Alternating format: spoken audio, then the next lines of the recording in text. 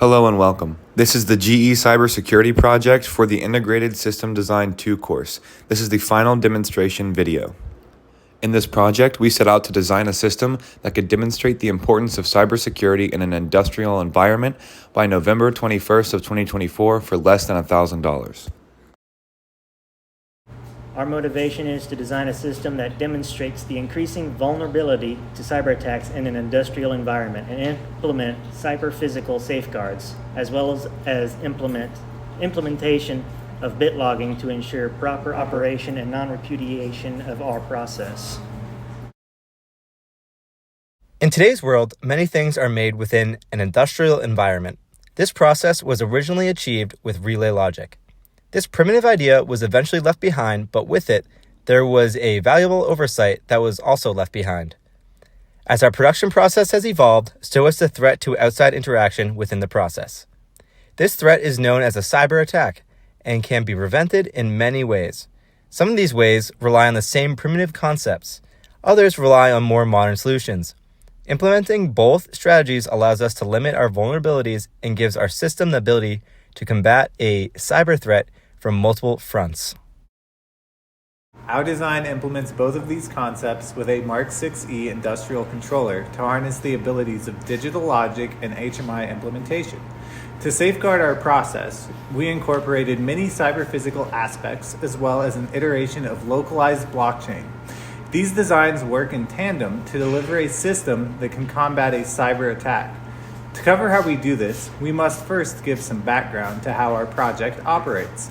The general concept is that the industrial controller processes the digital inputs to move a train back and forth at a variable speed. To achieve this process, we had to design a basic panel that would deliver voltage to different components and provide proper feedback to allow the industrial controller to process logic.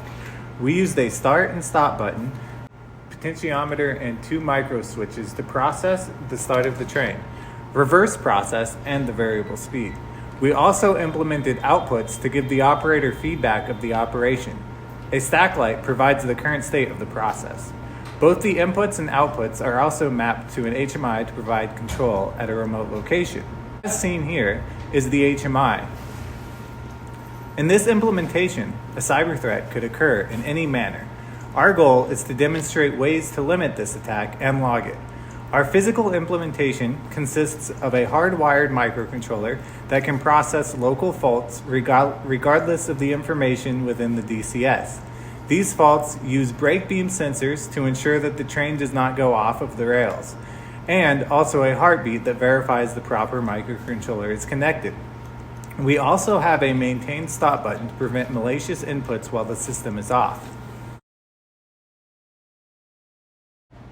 For the blockchain side of this project, we have some safety measures that we put in place. First of all, we log in live data we're getting live feedback directly from the system, and we're storing this into a ledger. The ledger in this case is actually just a CSV file where we're actually storing the data. And we're also ensuring that there's no non-repudiation of harmful actions to prevent tampering. So we have a consensus algorithm. And what this algorithm basically is doing is we're checking through the data across each of the 5 nodes, and we're ensuring that there's consistency in the data. If there is inconsistency in any of the data, we pull a trigger or an error message to identify which node exactly has been altered. On the slide here, we can see the system overview, which shows a GUI, a GUI of the information we're getting from the system. First of all, we have the direction, so we can tell whether the train is moving forward or backward. We're getting that data. And we tell the last time of reverse, so we have how long it has spent in a forward state or in a reverse state. And also we have the motor value. So we're reading various values from the motor. We're reading the amperage in which the motor is running on. We're also storing the speed of the motor, in this case 12 feet per second. And for the third group, we have login information. So we have the total runtime, and we also have some employee name and the last login time. And finally, we have fault information. So the system can go through various types of faults, and we have some informations that we store on that. First of all, we store the average time per fault. The average time per fault is a very important information when trying to understand what is actually going on with the fault. So knowing how long we spend on each fault, how long it takes for the system to reach a fault is actually an important information. And also we have the last fault, which is the last time we had a fault, and the last fault type, which is, we have different types of fault again, but in this case we have an external fault. And finally, we are storing the invalid login count. So as a summary, the blockchain really takes in all of this data and it stores them into, the blockchain takes in all of this data from the controller and it stores them into its ledger. And we run the consensus algorithm to make sure that the data we're taking from the controller is actually being stored safely.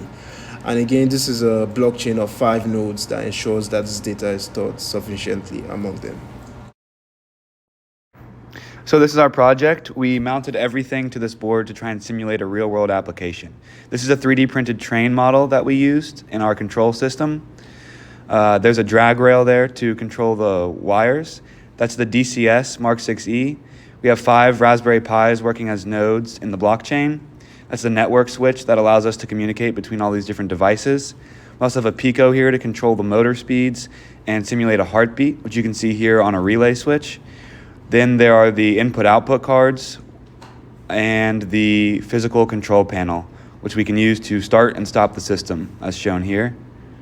When the train runs over one of the micro switches, the logic allows it to reverse directions, which will allow it to go back and forth along the track indefinitely until there's a fault in the system.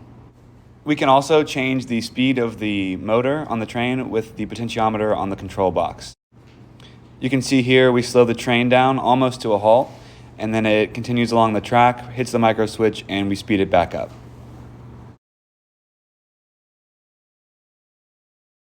All of the same functionality I've just described is also available through an HMI we designed with simplicity. As mentioned previously, our system has many cyber-physical aspects that will help mitigate cyber threats. As seen here, the train slowly approaches the brake beam sensors, and once the sensors are broke, the fault process happens. The yellow light blinks and the buzzer will sound. This process will occur until the reset brake beam sensors are no longer blocked and the reset button is pressed.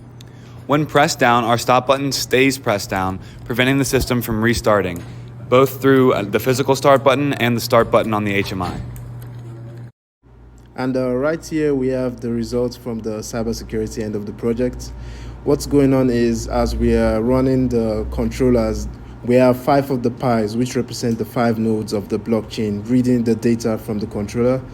And right here we're also running a consensus algorithm to make sure that each of these nodes actually have quality data, or they have the same data. So if one of the data of the nodes is different from any of the other nodes, there's a change, there's a error that is being reflected on our side.